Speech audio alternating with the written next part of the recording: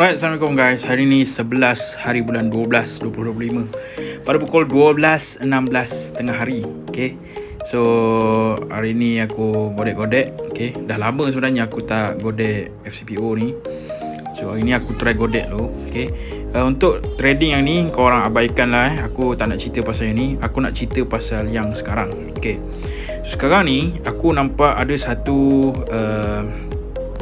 kalau ikut ni orang panggil apa, Morningstar ke apa entah, benda ni yang satu pacak ni, macam jarum macam ni. Dia ada satu, kemudian dia buat penurunan. Okay, kalau kita tengok sebelum tu dia dah buat juga penurunan. Okay, daripada sini sampai ke sini dia dah buat penurunan, cuma tak berjaya tembus. Dia naik balik, kemudian dia keluar shooting star ke apa entah, ni. Lepas tu dia turun, then dia break kawasan ni. Okay, 4110 ni dia break. So dia close dekat 4109. Okay, so daripada sini aku dah nampak dia nak buat penurunan. Okay, so aku try short dekat sini. Okay,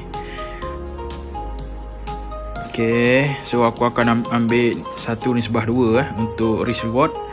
Okay, satu risk, 2 reward. Okay, entry aku dekat 4109, SL 4121, TP pada 4085. Alright, so sebelum apa-apa kita nantikan result untuk trading ni macam mana, sama ada hit SL ataupun hit TP. A few moments later. Alright gang, Assalamualaikum. Sekarang dah pukul 4.30 4.30 sekarang. Okay, rupanya aku punya entry tadi dah kena TP pada pukul 3 lagi geng.